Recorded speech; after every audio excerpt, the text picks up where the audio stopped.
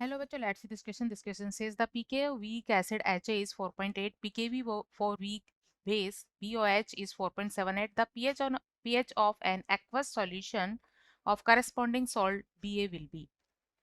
Key concept for this question is calculation of pH of hydrolysis of salt of weak acid and weak base. किसी weak acid और base से बने हुए salt के hydrolysis पर solution की pH calculate करनी है.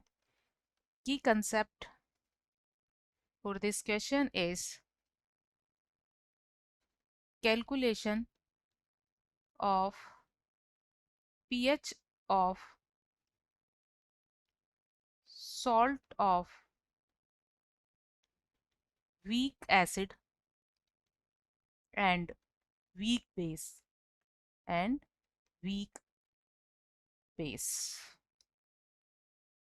क्योंकि यहाँ एक वीक एसिड और वीक बेस का सॉल्ट लिया गया है और सॉल्ट को हम इस तरह से आयनिक फॉर्म में लिख सकते हैं. इसका जब एक्वस सॉल्यूशन होगा तो इस फॉर्म में प्रेजेंट होगा एक्वस में, और इसका हाइड्रोलाइसिस होगा क्योंकि ये एक वीक एसिड और बेस से बना हुआ सॉल्ट है.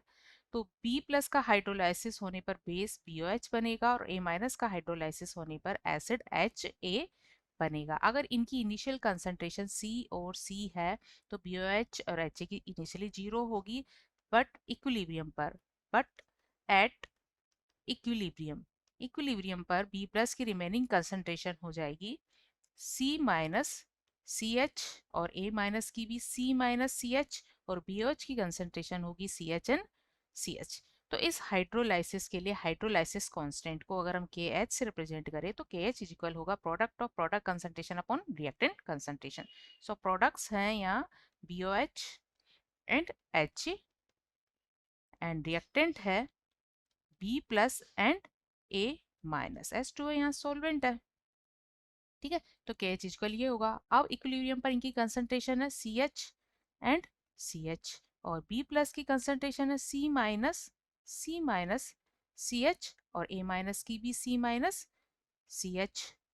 तो यहाँ से इसको कैलकुलेट करने पर एक C वैल्यू यहाँ कैंसिल हो जाएगी और हमें ये वैल्यू मिलेगी CH square upon 1 minus H. इस तरह की वैल्यू हमें KH वैल्यू ये मिलेगी. और अगर यहाँ से हम ये हमें मिल गई है KH वैल्यू. अब क्योंकि यहाँ वीक एसिड और वीक बेस है और वीक एसिड और वीक बेस के लिए हम उनके पीके और पीकेबी वैल्यू की मतलब एसिड स्ट्रेंथ कांस्टेंट और बेस स्ट्रेंथ कांस्टेंट की बात करते हैं. तो कोई वीक एसिड HA है उसका आयनाइजेशन इस तरह से H plus and A minus में होगा और इसके लिए acid strength constant Ka value होगी product of product concentration upon reactant concentration. Product है H plus and A minus concentration और रिएक्टेंट है HA कंसंट्रेशन. और यहाँ से Ka वैल्यू हमें इस तरह से मिल गई. इसी तरह क्योंकि यहाँ वीक बेस है उसका भी आयनाइजेशन होता है और ये वीक बेस है BOH जिसका आयनाइजेशन इस तरह से होगा B प्लस में एंड OH माइनस में. तो इसके लिए base strength constant Kb is equal होगा B plus concentration multiply with OH minus concentration and divide by BOH concentration. हमें इस तरह से मिल जाती है. और जैसा कि हम जानते हैं कि वाटर का भी आयनाइजेशन होता है और इसका ionization H plus and OH minus में होता है और इसके लिए KW होता है आयनाइजेशन कांस्टेंट. ये वैल्यू होती है H plus concentration multiply with OH minus concentration के इक्वल ये वैल्यू होती है. तो यहाँ पर जब हम Ka, Kb और Kw की वैल्यू पुट करते हैं की वैल्यू जब यहाँ रखते हैं बच्चों यहाँ पर भी स्क्वायर है और एक C है. यहाँ C से C कैंसिल हो जाएगा और H square upon 1 minus H square ये वैल्यू होती है KH वैल्यू. तो जब ये वैल्यूज हम Ka, Kb, Kw वैल्यूज को यहाँ पुट करते हैं तो हमें एक रिलेशन मिलता है और ये रिलेशन इस तरह से होता है ये KH into KA into KV is equal KW मिलता है। जब इन तीनों का मल्टीप्लाई करते हैं तो ये वैल्यू KW के इक्वल आती है इस तरह के सॉल्ट हाइड्रोलाइसिस के लिए। और जैसा कि हम जानते हैं अभी हमने KH वैल्यू निकाली थी, KH वैल्यू थी H upon 1 minus H whole square, इस तरह से भी हम लिख सकते हैं इसे। ठीक है, तो इस रिलेशन को हम ऐसे भी लिख सकते हैं, H upon 1 minus H is equal root KH value. इस फॉर्म में भी हम लिख सकते हैं। तो एक रिलेशन हमें इस तरह से मिल जाता है। अब क्योंकि हमें पीएच निकालनी है और पीएच निकालने के लिए H प्लस कंसंट्रेशन हमें चाहिए और H plus concentration is equal होगा K A into H A concentration upon A minus concentration, और ये होगा के ए और एच की कंसंट्रेशन सी एच है इक्वेशन के अकॉर्डिंग, और ए माइनस कंसंट्रेशन होती है सी इंटू 1 माइनस एच। अब क्योंकि हमें पता है इस इक्वेशन से एच अपॉन 1 माइनस एच की वैल्यू रूट के एच होती है, तो हम यहाँ इसको लिख सकते हैं के ए, और सी से सी कैंसिल हो जाएगा, सी से सी कैंसिल हो जाएगा, तो इसको हम लिख सकते हैं के ए इंटू रूट के एच लिख सकते हैं। और के एच की वैल्यू हम यहाँ से निकालेंगे, के एच इज इक्वल क्या होगा, ये हो जाएगा के डब्ल्यू अपॉन के ए इंटू के बी।